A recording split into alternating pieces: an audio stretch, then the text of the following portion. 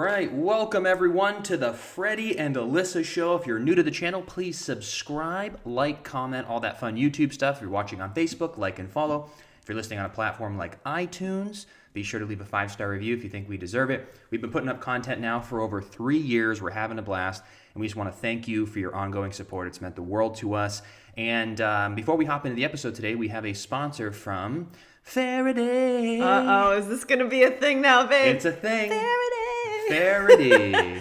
Yes, guys, today's episode is brought to you by Faherty. It is a family-run brand fueled by purpose and optimism.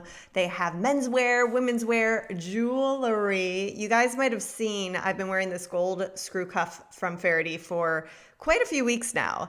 And literally yesterday, I was at a doctor's appointment, and I go in, and the owner goes, "Oh my gosh, I love your bracelet. I love your bracelet." I'm like, "Thanks so much." She goes, "Come here real quick." And she goes over to her computer screen. She goes, "You have to explain to me where you got this. Can you spell it out?" So I go, funny you ask. I've spelled it out many times. Faherty brand. It's Faherty brand.com. And I did tell her, it's kind of a great day today because I actually have a code. Oh, did you give her the code? Yeah, I did. And it's Freddie Alyssa. You can get 25% off at checkout. And that's for any viewer, anyone listening. So it's just crazy because everywhere I go, I feel so many people ask me now about this. And I'm just like, I've got the info for you. That's a true word of mouth. Isn't it true word of mouth? Yeah. So if y'all are looking for some Christmas gifts, holiday gifts, whatever it might be, like I said, menswear, women's wear, accessories. They even have masks, blankets, really cute jewelry. Great company. Thank you so much, Faherty, for being a part of the family. And again, you guys can go to fahertybrand.com/Freddie Alyssa and use code Freddie Alyssa for 25% out at checkout. Love it. Thank you, Faherty, for supporting the podcast here. We love your brand, and we appreciate you. I got to tell you, when I was turning on the cameras today, I am a huge fan that we put up that gate behind you now. You can't see the arrow anymore. No, the arrow. Now the pin is in the arrow. And so it was really interesting because for those of you who are listening, there's an iron gate with what would you say, leaves and grapes and little vines, and it's a heavy iron gate, like true quality. Yeah. And there was this big opening, and behind there used to be like a wine cellar or something. It doesn't go downstairs or anything. It just like goes backwards. What's behind me in there when we first moved in? I think it was just kind of in there. And then we pulled it out because we wanted not to be a blank wall, so we moved a few things around. Right. But the ongoing joke was, what is that arrow? And the arrow was a latch because the owners of the house, I guess, I don't remember the whole story, but they put a lock on it when someone rented it for a day, the house. And I think they lost the key or something happened. So they ended up taking the hinges off and they just put the gate in the garage. So this whole time we're like, well, it still looks really great. Yeah. But as I've been doing things around the house, because now that we've been here, I just have this addiction to wanting to fix little things or keep things up or... Florida Fred is a project man. Oh, there is nothing like doing projects with your hands. My hands are still hurting from putting together our gym. I'll get to that in a second. Oh, no. But I'm just addicted. So I look around. I'm like, is there anything is there bushes I can trim? Like, what can I clean? What can I do? And I was in the garage because there was, there's like these gates that come down when we want to stop the mosquitoes at night. The screens come down. The screens come down. But the one out on the very front would have a delay, and sometimes it would make a weird noise. And then also at night, if we had a delivery after 5:30, which is common with Amazon or other packages, or if we ordered food, the screen would be down. So I saw this little plug up there, and I was like, if I just unplug that one, these screens on the side will be enough to keep the mosquitoes out, and then we can have the gate in the front so people can come and go. We can walk the dog after 5:30. It'll be perfect. I was like, how do I get up there?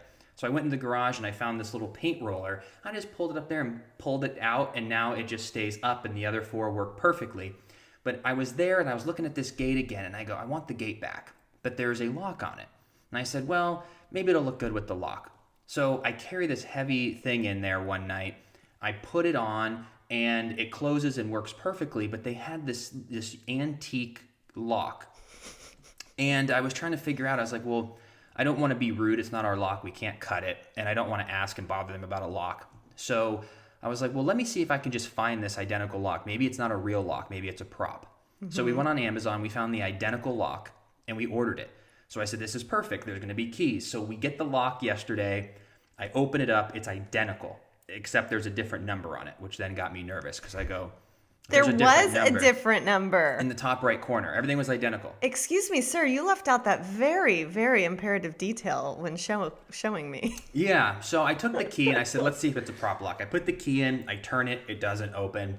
So I'm like, this is such a bummer. But I've been known to pick locks in my day. Oh, no. So I said, well, let me just see if this is a pickable lock. So I'm looking at it. I examined the new one. I'm looking in there with my phone and looking at all the gears. And I was like, this looks like I could pick this thing. So I went on YouTube. I said, is there anyone that's professional who's picked this? I find this video. It's 3.5 minutes long.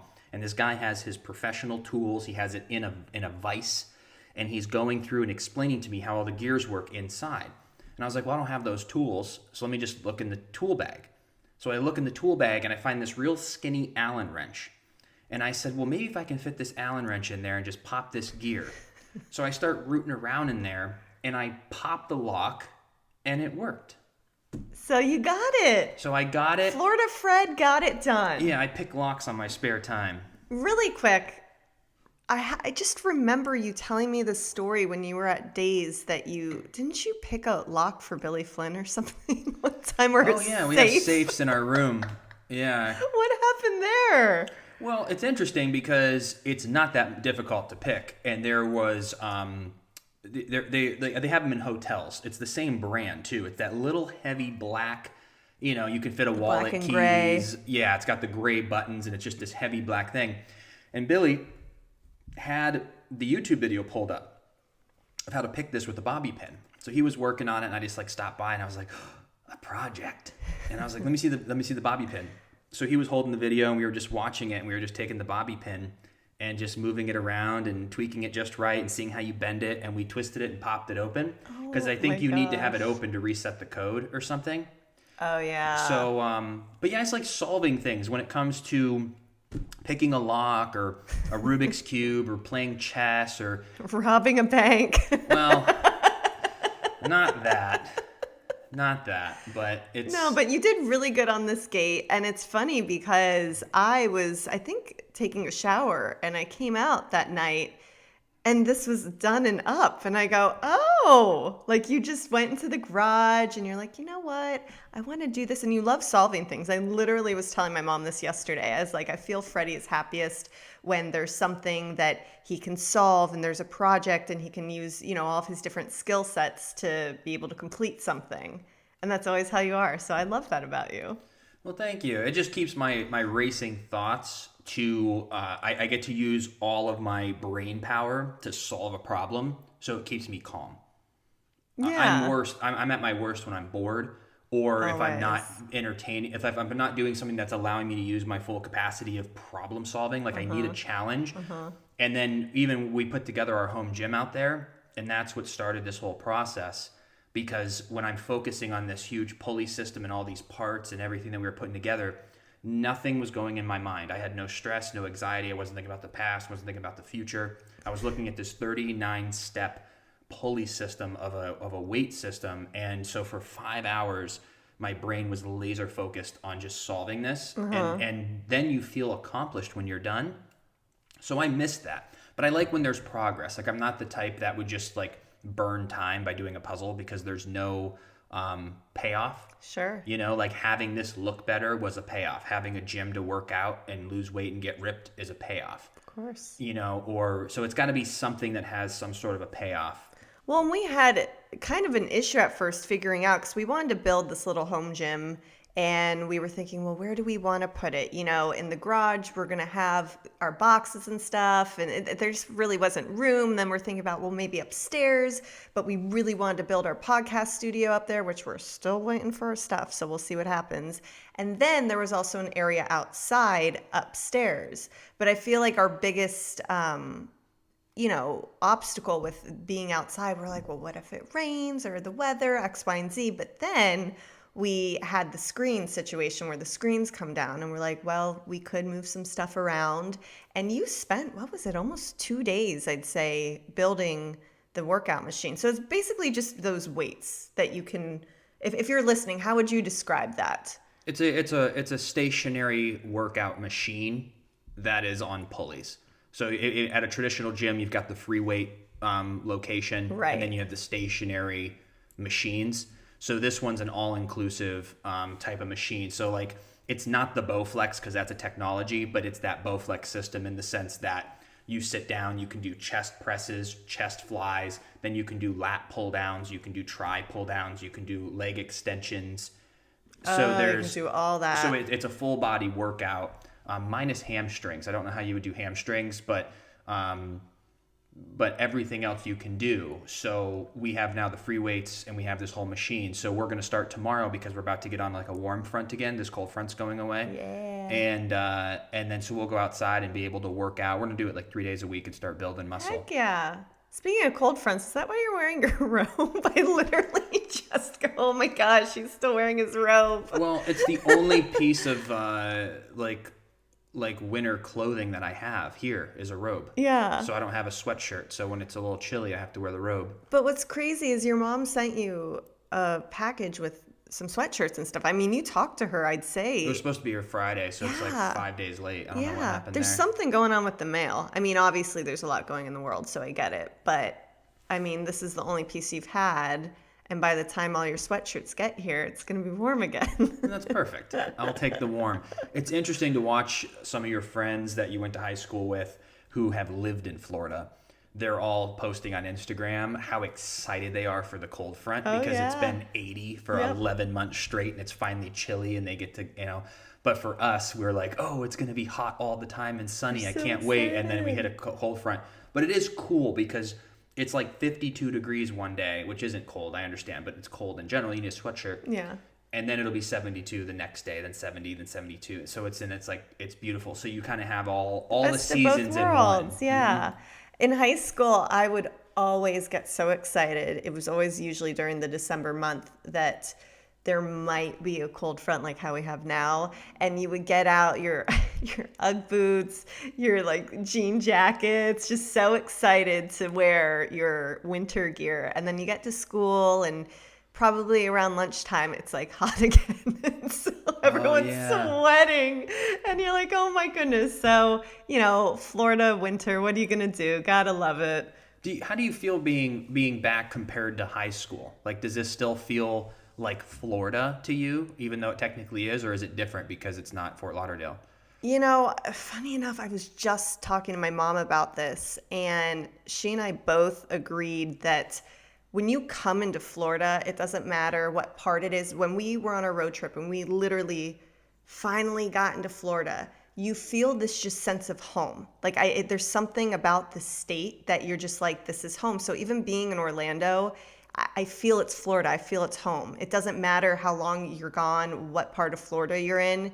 It's just who I am. It's deep inside of me. Like I love Florida so much. And it's probably the weather and just, I don't know, there's just something about it, something in the air, some energy, and it's home for sure. I love it so much, and I miss South Florida. I can't wait for us to be able to go visit, in due time.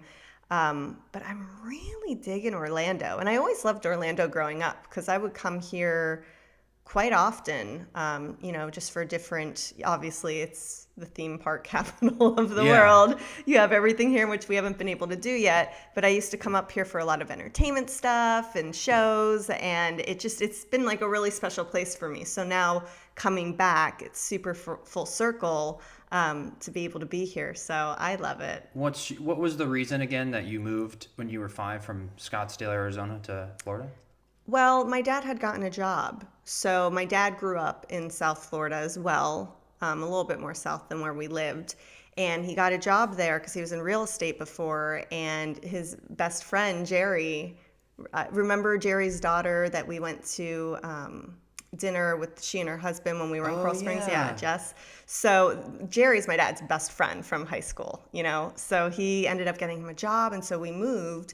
And ended up, So wait, so he grew up in Florida. Then what brought him to Arizona? I think it probably was work. And he was there in Arizona. My mom grew up in California. She also moved to Arizona because my grandparents had moved there. So they lived in Okay. Scottsdale. So my mom and dad were at this restaurant that my dad was working at the time. And my mom had just come in right after a little workout. She's like looking cute in her little outfit. And he asked her out, literally, like checked her out. She's picking up her to-go order. And she's like, oh, no, no, no. And I think he got her phone number off of a check. No lie. Oh, Yeah, and wow. then I think he called and asked her out. I think they were just talking and hit it off. So isn't that crazy? So Wow. because he got her phone number off of a check, I'm here. Thank Interesting. you. So you would not be here if she paid with cash. Correct. Thank goodness for checks, because that would never happen nowadays. Is your phone number on a check? It used to be. It's Oh, not now, yeah, right? not anymore. That was like old school. And now I think what kids do is they have Snapchat and I think there's a technology, and correct me if I'm wrong, I don't fully know this, but I think you can just hold it up to someone's phone and it just will add you. So if there's a guy you're liking, you can just like go like that with your phone.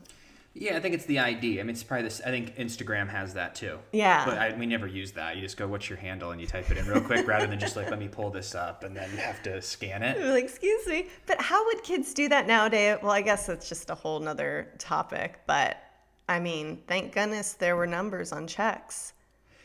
Yeah, yeah. I don't know how kids would do the. I'm interested in how dating would be, because you have it's like even with our generation, because if you think about most people, can I use the word most? Maybe this is wrong, but most people, I feel, back when our parents were growing up, is you would kind of just meet people in your area, right? Wouldn't people meet people where they grew up, because there wasn't as much traveling, or you would generally Well, just that's how meet your someone parents at were. work, or you'd Yeah. meet someone down the street. I think that people still obviously do that now. Sure. But then we got into the social media, where now you might have went to high school with somebody, and now you have Facebook, and maybe 6 years later, because of Facebook, they're in North Carolina, you're in Ohio, but you connect and you get together, where if there was no social media, you wouldn't have wrote that person. Then you think about, we just missed the heavy online dating. So it was still kind of like just an option, like people's minds, when you were like, oh, I want to go meet someone. It was, I need to go to a club, bar, party, or a friend's house. Like, I need to meet Yeah. someone. But then around like 2015, 16, or even now, I feel people are just like I wonder what that does option wise. Because back in the day, you were kind of just like, this party is great. There's 6 girls here. Those 2 I'm really attracted to. Then you have to like go. It's like now you're just like 6. It's endless. Endless. Yeah, I'm interested what that psychology is, because we have no way to compare that, of how someone would sit. Like, I don't know what I would have done at 21 years old in Hollywood with Tinder. Oh, no. Just thinking of the shenanigans me and my buddies would do, because you course. had no options. So you were like, the party ended and you're like, where are we going to go? Like, you had to look. You had to go out and go Also, look for people. too, when we were going to clubs at that age, we had to take cabs. Uber wasn't even a thing. Or we had a DD. There was always one person who would drive, or you take a But cab. I'm saying, like, now there's Uber, now there's all these different apps, and it kind of is interesting too. I feel like I've read a lot of articles about people saying that ghosting is just so common now, because people are probably on these apps and they're talking, they're having a great convo, and then something shinier comes up, and then you're like, oh, okay. And it's just Yeah. like this new way of it being okay, which I think is so awful. But I think because the connection's not there. But just say that. But it's the same as how if somebody gets, if you're in sales, or if you're you can get 17 emails, and if there's no connection, or you just like let some business opportunities go, or if you're in sales, like, I think they're talking to so many people that. But what about people you go on dates with? I read a lot about that. They'll go on one date, maybe 2, and it's really great, and then they just never hear again. I think it's just the culture. I don't know how I would be. I don't know. I think, true. and I also think too, there's less self-awareness when you're young. I know that I would have probably done stupid things like that. I wouldn't have That's the heart true. to do That's it now, true. because I would think about the other person's feelings, where I guarantee you back then I wouldn't have. I would have just said, oh, this isn't working, and then moved on. But the deep connection isn't there. Because I remember even our friend Tara was describing our small town of growing up, how you really care about your neighbors, you really care about your friends, you really care on a deep, deep level because you're going to see these people. Yeah. If I go home, you're going to see your neighbors. You're going to see them at Walmart. You're going to see them at Applebee's. Everyone's a close-knit community and everyone knows somebody. Where in LA, there's a really good chance if you're friends with somebody and you go, nah, I'm over it, you'll never see them again and you'll never see anyone that knows them. So people in big cities are more likely to not even have to build that deep connection because you have the out of, I'm never going to see these people again. In a small town, you have to make every wrong right because then you're going to get that reputation because everyone knows somebody. Like how interesting that someone like Tara, we went to high school together, we were 4 years apart, but like my mom and dad are great friends with Tara's aunt and uncle. Mm-hmm. And I used to ride four-wheelers and going paintballing with Tara's cousin before even Tara got to high school. So there's so many different relationships that bring that, I guess, community of people together that you can't be... You just know everybody. Huh. So I think that's the same thing if you relate it to dating, is that if we were going to these house parties or we were going to the clubs, there's a chance... And that's why some of our friends got in trouble because they were hot from girl to girl and they started getting a bad name for themselves. Yeah. But because it was a small community, there was like about 200 to 300 people coming and going in this house. Right. And after you kind of run through that in a couple months, people start talking. Yeah. So you kind of had to be careful, polite, talk to people, break up in a like it wasn't. You had to go to the club. You were going to see the same promoters. You're going to go to the same parties. You had to build relationships. Now on the apps, you're like, I'm never going to see this person again. So true. So people don't have to kind of fix. That's my assumption. Yeah, maybe that's where those Hallmark Christmas movie synopsises come from, where the busy city girl comes back to the small town and then she finds her roots and falls in love. And it's just different worlds, you know? Yeah. You always see that there are just these tight-knit relationships, of course, in smaller communities. Mm-hmm. Everyone knows everyone. I really heard this interesting point that someone was making that and this is a generalization, that people in big cities, and I feel we can speak on this because we lived for 15 years in a big city and I lived for 18 years in a small town. Mm-hmm. So I really can see this, and I see it firsthand. People in big cities seem to fight for people they don't know. And the people that they do know, it's not as big of a deal. People in small towns don't care about people they don't know. They care about their neighbors. And that's why these two battles are always happening, because there's people in the big cities who are fighting for all Americans and fighting, you know, but then we never felt the love. And like, there's not one person we met in our building. You met Janice and there's a couple that doctor that lived next to us too. We kind of were polite to, in the sense of like, oh, hi, how are you?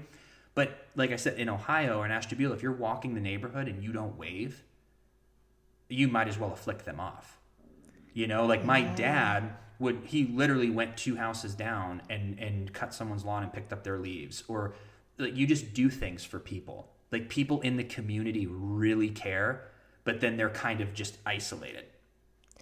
Well, but that's what I love about these smaller communities. Like, even here, when I was at my doctor's appointment the other day, I totally hit it off with the owner and we were chatting, and she was like, oh my gosh, you and I have to be friends. Like, when everything's good again, like dinner, drinks, whatever you want. But there was just such a natural rapport that we had. But you didn't feel that. But how come you never got that in LA? I don't know.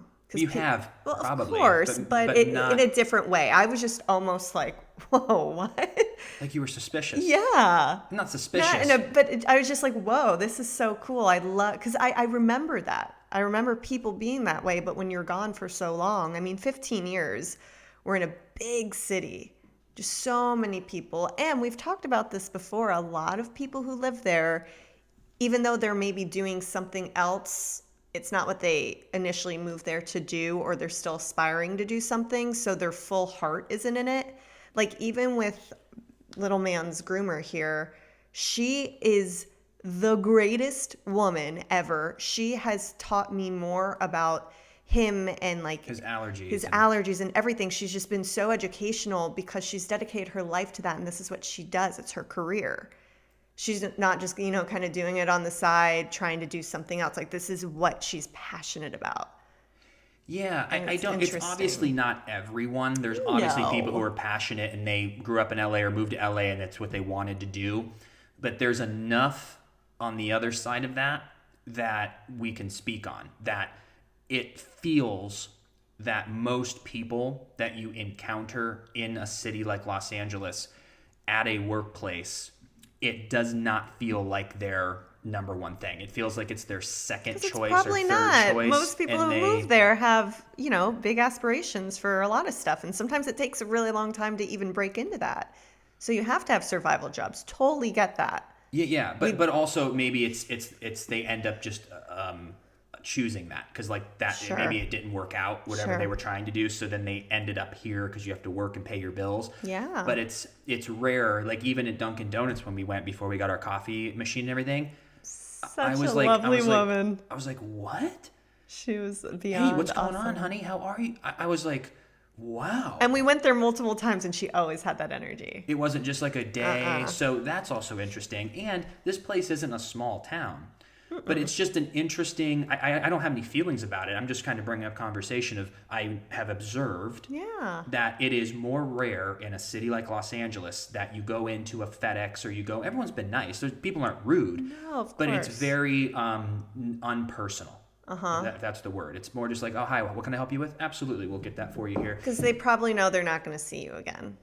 And if they do, they see so many people. But like when I went to FedEx to print something just the other day, I clicked off to log out and the thing was like spinning. Yeah. And he's like, oh, is there something I can help you with? I was like, oh, I was just making sure that it logged out. And he could have just said, oh yeah, it did. You're good. But no, he goes, you could have left it on. As soon as that thing logs out, it'll erase everything. You don't have to worry about. I was like, oh, okay. Like I'm almost the one who's surprised. Like, do I talk back? Yeah. Hi. Like what? So I don't know. I think it just breeds. I think it's from where you're from.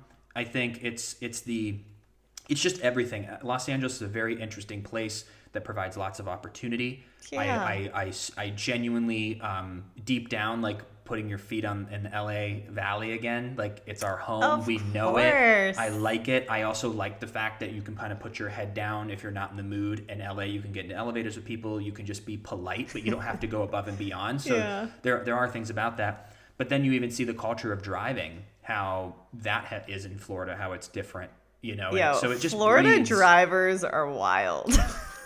They're wild. Every street feels like. Have you ever been? This is Florida driving.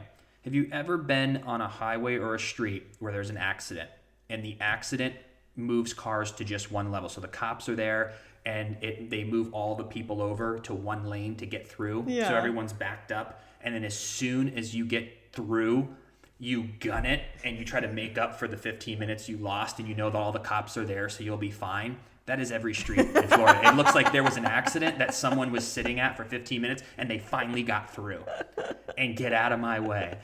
But I even remember that in South Florida growing up. And I think when I moved to California, I was probably a little bit more of an aggressive driver in that sense. And then you just kind of go with the ebb and flow. Like everyone in Cali is just like chill, but there's so much traffic. So people are like, I can't speed up to be on your butt, No, LA has traffic, but it's a wonderful, relaxing experience. It's so easy to drive. Like you just it's very so easy. Funny.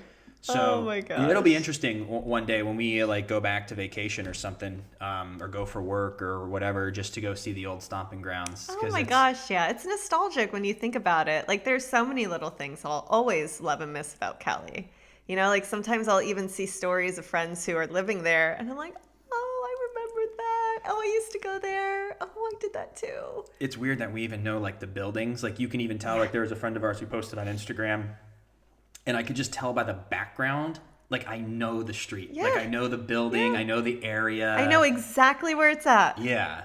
We're probably talking about the same story. Yeah, probably. Because I was like, oh my gosh. But that happens anywhere. If you live somewhere long enough, you're going to know every back street. I mean, that's the one thing that's interesting. I feel like, especially in the area we lived, We knew every little way to, beat traffic, every little shortcut, every back street. Where here, I still use my GPS every time I get in the car. Well, and we're going to for a while. You have to realize, too, in LA for 15 years, I mean, the first 5 years, we weren't really on GPS. Do you know I had a Thomas guide when I first moved there? And I had a Garmin, I think. What's that? Like, it was like an actual GPS system that you put on your car, maybe? Yes. There was one time I was trying to get to the airport. I was probably like 19 years old, and I got lost, and I called my dad. I said, Dad, I'm lost. Can you tell me, is it the 101 North or 101 South? So he got on his computer at work, was typing in MapQuest, like looking at the map, figuring everything out, and then he told me how to do it. But that Thomas guide was so thick and big. Well, it had every street, It had every street, and just crazy to me times that we were living in. But he ended up giving me the directions. But that's what it was back then. It's great. It's easy to navigate. Like that's the thing with LA. We got to the point where if we were going somewhere, like if you were going to go to Beverly Hills, we would go to Beverly Hills, and then when we were 5 minutes away, we would then map it. Yes. Or if you're going to go to Pasadena or Santa Clarita, like it's LA is extremely easy to get around once you learn it. Yeah. And you don't really need your map until you get to the place where then you don't know the little streets. Mm-hmm. But to get anywhere, you just go, I'm going to take east, north, west. It's easy once you study it. So that's why I'm going to get good here. But we'll see. I think we'll get to have the Florida experience way more once things open up more, and we go out and do things, because we haven't really left much. Yeah, and for the past few times that I have left, it's so funny because apparently everything that I'm going to, and this wasn't on purpose, but it's all in the same area. So I've started to learn, this highway is it's all Celebration, it seems like. Yeah, I love Celebration. Yeah. It's so cute.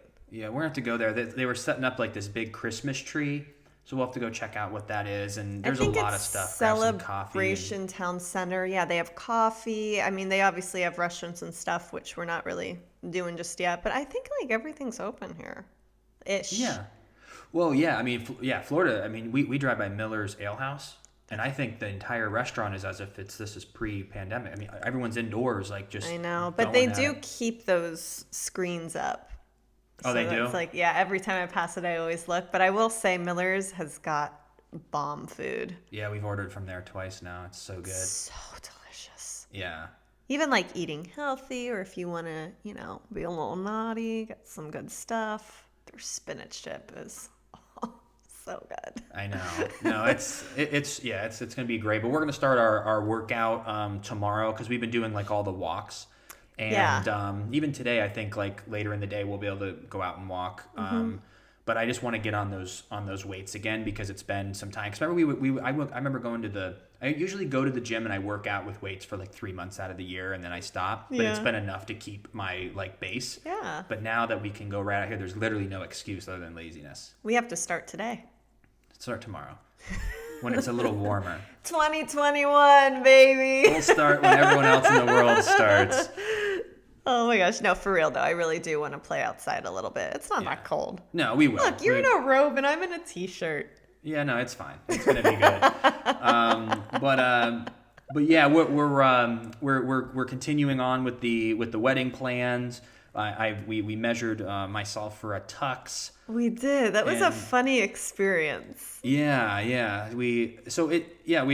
had to measure my ring finger, and then the tux. We're gonna have it sent, because I have to make sure that everything like fits and everything like that. Well, and it's crazy because with men's measurements, I'm not really. I mean, how would I really know what that normally would be? I know how we're measured and everything. And so I was looking up YouTube videos, because I'm the one measuring you. And we even had like a book that you had to hold between your legs at one point. You can imagine. Yeah. But it was so funny. And we finally got it. And it's really cool because they have these renting services now where they will send it to you and you can try it on beforehand, and then send it back. They'll alter it. Yeah, and that's that. So you're all good with your tux. And then for me, okay, so for my wedding dress, I obviously went to try dresses on way before everything got crazy in the world. I went with my girlfriend Ariane. It was kind of right after we got engaged. Yeah. And it was so much fun. I got to really see in person what kind of styles I liked on me, because sometimes you think it looks really great in the photo, and then you try it on and you're like, doesn't look as good on my body type, And so you start kind of picking and choosing what you like. Then I really decided, just with everything happening, I was like, let me find exactly what I want online. It was probably a lot easier to do that. And there has been this designer I followed for a really long time that I fell in love with something. However, they're based in Australia. So I was like, well, that's fine. I was like, we'll order it. If I ever have to do like any hemming, totally fine. You can do it here. Well, I was supposed to receive this dress by December 1st. I mean, I got this ordered a long time ago, because you order it to be made.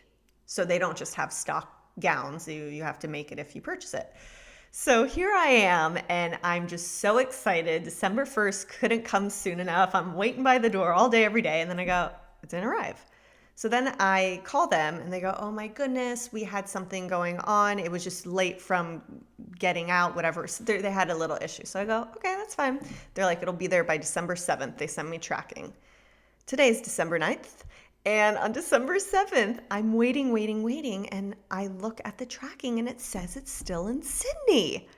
So I am flipping at this point, because these gowns are made to order, so if this gets lost, I'm going to have to wait even longer. And, who knows if that's ever going to cut the time short. So I call this, it's DHL Express, which is, an international service. And they are like, oh, you're going to have to call Australia, because we're in the US. And so I try and call Australia, and Verizon says I don't have them in my plan. So I spent literally 2 hours on the phone with Verizon. I mean, you watched me do it. I don't know why it was such a thing, but I finally got the international plan added. I finally get Australia on the phone. I'm like, hey, can you help me? And they're like, you're going to have to call the exact company you got it from, because we want to make sure that we can investigate locally. Since you're in the US, you can't do it.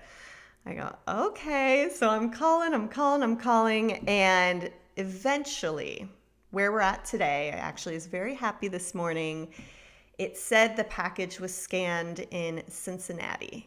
So it'll be here soon. At least it's in the United States. If it was stuck at customs, like, who knows? Well, that's what I was scared about, because that's where it said for a long time. It had moved from Brisbane, is that how you say it? Brisbane, Australian, to Sydney.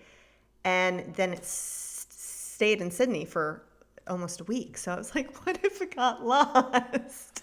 Oh, it's made to order. I know. No, everything's going to be good. That's why it's just like, I don't know what's been going on this year with deliveries, and it's the most bizarre thing. I've never experienced a delay in any sort of shipment or mail or anything. They're saying it's because of C-19 though. Maybe it's just like, you can feel the difference. Like, things are just a little different. But yeah, I heard you on the phone with Verizon. I think it's interesting that these companies this far into technology and experience, that they don't, I almost feel like companies have pre-recorded options to make you get off the phone. Mm-hmm. Because it makes sense to me if you call and say, hi, this is Verizon. Are you calling about billing, technical support, a new order, or international plans? 1, great, we'll connect you to a billing person. Please wait, your wait time is 15 minutes. That's what it should be. Right. It's like, welcome to Verizon. We value you as a customer. Did you know that we have a Canadian plan and Mexican plan for all of the Americas here? And we're able to help you, so ask a representative if you want to add that plan today. Agent, please. Agent, please. I'm sorry. Agent, please. I'm sorry. Did you know that we have an international plan? 0000000. Agent, I please. see that you want a representative. Before we get you to a representative, we want to get one that will best help you. So please choose from the following options. 1, billing. Goodbye. 2, technical support. And then you finally go, technical support. Oh, we see you have an issue. Is it the wireless issue? Press 1. Is it your phone hardware? Press 2. And then you finally get to something. All representatives are busy and we're not accepting calls. Thank you. Well, what happened to me yesterday is I first called. That's just my first way to try and problem solve this. And it was exactly what you just did a brilliant job. Oh, I pay attention. Things that frustrate me get under my skin. Great job, great job. But that happened. And so as I was waiting, they started saying, we've just texted you. You now can talk to someone through technical support through your phone. So I go, okay. So I start texting them. The second I start texting them, it hangs me up. So I think that's the code of once you start texting, they'll hang up because they think that you're going to go that route. Totally get it. That's fine. So I start writing with them and messaging. And she's like, okay, do you have the app? And I go, I don't. Let me download it. So then I have to get a password. I have to set that up. I'm still talking to her. I'm trying to get this app going. And I get the app and I figure out how to add international. And so I'm like, oh, this is great. Australia, let's go. And then I go submit and it said error. So I reloaded it. Error. And so I go back and I go, I keep receiving this error. What do I do? And she goes, well, let me see if I can do it manually. She comes back 20 minutes later. I'm so sorry. I'm not able to add it manually. You're going to have to call customer support. That's what I tried to do. So I called them again, and I did learn that if you start messaging, they will disconnect you. So this time I didn't do it. And I finally got a human, and it finally was all good. But why are these things so complicated? I just think we can't even imagine the call volume.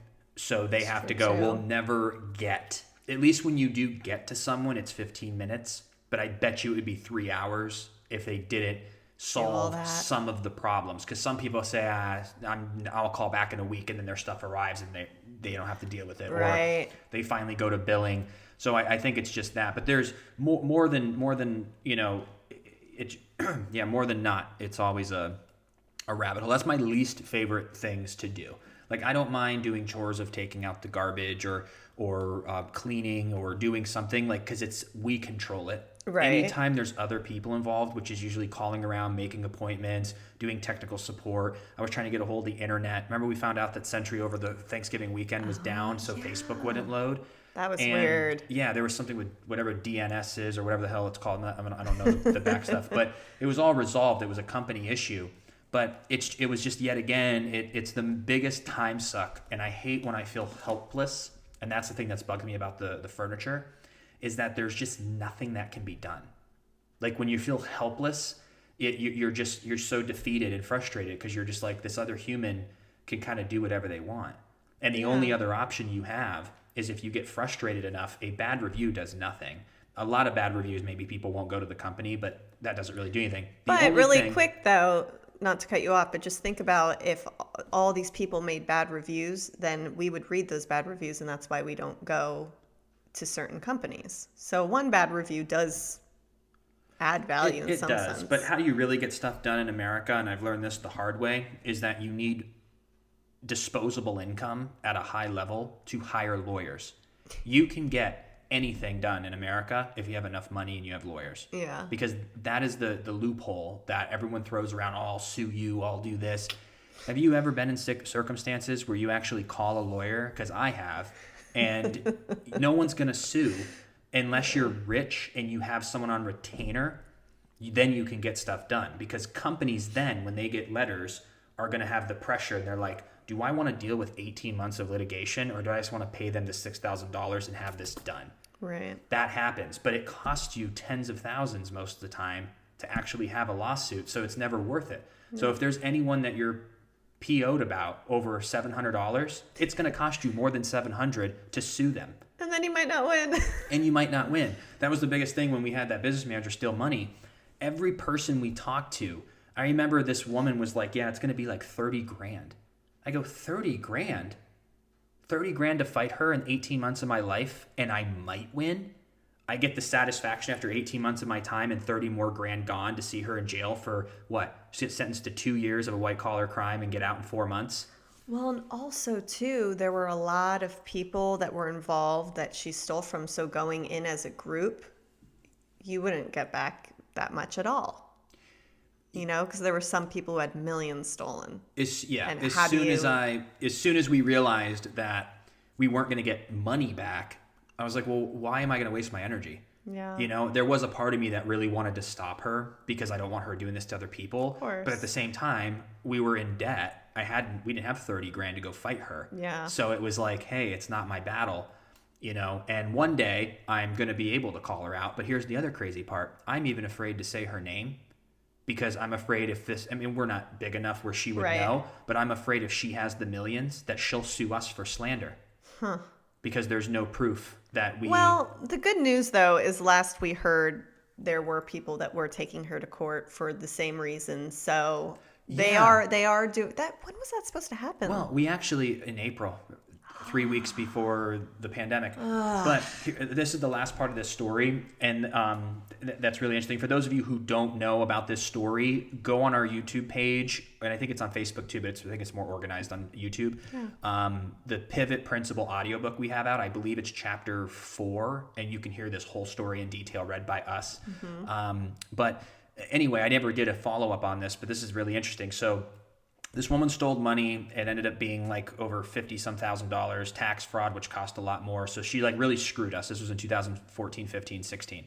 And so we went through this emotional roller coaster. We got together with everybody. We were going to fight it. It was too much money. It was just a disaster. And at one point I just said, I have to let this woman go and just move on with my life. Yeah. So around 2017, I said, never mind. I'm not going to sue her. I'm not taking her to court. Like, screw it. Let's build our life back and just take this as a lesson. Well, out of the blue, in November of 2019, I get wind that she had stolen from another person, not the original 9 of us, another person who did have the money and taking her to court. The lawyer of this person we got in contact with, because one of the original 9 found out that she was going to court. He Googled her and he goes, oh my God. So he called the lawyer. So the lawyer was going to use our testimonies to help his client. Well, as we started talking to this client, or to this lawyer, I was thinking to myself, well, if we're going to do all this work and I'm going to send you everything, I was like, I want a piece of the pie. And he just goes, well, there's a 3-year statute of limitation or whatever. And we looked, and I had 2 months left. So he goes, you're the only one. I think me and this other guy, I don't know what he ended up doing, we had the window. And he goes, you could actually come on board. I'd have to talk to my client. And I said, well, great. I said, well, what's this is gonna cost? He goes, well, my retainer up front is $10,000, and then it'd be like $300, $400, $500, $600 an hour. And I was like, no. Yeah. You're already doing the work. Yeah. Like, I'm not going to ask for the money. Like, I just wanted to help take her down, but I didn't even need to be paid, but I wasn't going to pay, for that much. No way. But if I was going to try to make money. So for me, if he was going to go in and it was going to be me and his client and they sued and they won, if I was going to bet $10,000, $20,000 on it, I would want to make that back, and it's impossible. Yeah. I was never going to make that back. And right around that time, the McMillions documentary of the 20-year Monopoly McDonald's game, great documentary, by the way. I think it's HBO. Someone ripped them off for 20 years where they knew who the $1 million winners were going to be for 20 years, and it was a $24 million scam. The guy who got popped, spoiler alert, still a good documentary, he stole like $24 million over 20 years. He got sentenced to like 4 years. I think he did less than a year in white-collar prison. And now he's paying restitution. You know his restitution is? No. $240 a month. So I was thinking to myself, even if we were to invest, and then this woman owes me, even if it's $600 a month or $300 a month, I'm going to be reminded of her every month for the next 20 years till she pays us off. And it took a really long time, too, for both of us to get over the anger part of it and to be able to, like, live a healthy life and move on, because it was a really big deal. And just looking at every single detail, it wasn't worth it. The thing that bothered me more than anything is if she would have just taken money, it was kind of like, this is the feeling. Imagine somebody broke into your house and stole your TV. And you came home and you're like, what the hell? And you're angry. Yeah. Now imagine someone came into your house, stole your TV, but then destroyed everything else in your house and didn't take it and then left. So you're like, why didn't you just take the TV? Like, why did you have to destroy my whole home and not take it? That's what she did. She messed with the taxes. That's what caused us the stress. Her initial money she stole, if we looked at it and go, no. She ruined 3 years of taxes and all that. Like it was such a long process to fix that she left that disaster. She did that to 9 other people. I wish she would have just taken the money, and then I would have been like bummed and pissed. But then there was nothing to fix. Yeah. But the fact that I had to recreate 3 years worth of every debit transaction and check and get all that fixed, the expenses, and then the IRS would not forgive because they're like, it's your responsibility. I said, but she goes, unless you can bring her to court and win, the IRS will not forgive your penalties. So for 3 years, I was getting late fees and penalties. So I owed the IRS an extra $20,000 of late fees and penalties because she never filed when she said she did. But isn't it crazy though? It took you all that time to learn of it. Because the IRS is 4 years behind. Yeah. How convenient. Huh. How convenient. So if you didn't pay your taxes for 4 years, not that you should do that. I don't think they're going to call you. But when you finally do get the call in 4 years, you're going to owe all that penalty. And even if you didn't know, but they don't call you. If the IRS would actually know and would have called me, I would have known 3 years earlier. And if it wasn't for the EDD, the unemployment payroll tax company calling, I never would have known. It would have been another 3-4 years of penalties. Oh, no. So I'm glad that it all worked out in that way. But yeah, it's super interesting that they're behind. And but anywho, I don't want to talk about that again. But it was just interesting that it really motivated me in that moment that I go, there are more important things in life than money. I understand that. But in this country right now, at this point, having money and having leverage is your best way to handle a crime against you, a company that's not honest. And we're forgiving. Like if someone messed up and it's a week or something like that, but when someone really starts messing with you, that's when you want to get a lawyer involved. Yeah. But it's always motivated me that I go, for the rest of our lives, if we're going to give people the benefit of the doubt, but when you have enough money to have a lawyer, that's when you really get stuff done in this country. Right. So it was just a really interesting point. So if you're ever going to go around and think you're going to sue somebody, unless you can find a lawyer that would do it for free and just take a huge commission off of it, we even thought of that. But there were people that I called and they're like, if you gave her access to your bank, it's kind of like giving your wife access. You can't sue your wife for taking money if you have both signed the paper. I go, but that wasn't the deal. That wasn't, obviously I gave her access as a business manager, not to just use my money for her own. I gave her access to pay my bills, and that was, so it was a big thing. But anyway, well, speaking hopefully of our furniture comes first. I was going to say, speaking of true crime. Oh yeah, we have more documentaries that we were. But before we're gonna have to hold that because we have to, in order to get this up by 3, we have to. Well, speaking of true crime, you guys will find out this time next week on the Freddie and Alyssa show. No, we've been watching a lot of HBO Max, and there's a couple shows that we were gonna watch that were really good, and we were kind of gonna give our opinion on. But we'll wait till next time. But we appreciate all of you very much. We're wishing you a wonderful week, and then we will be talking to you next Wednesday. Next Wednesday.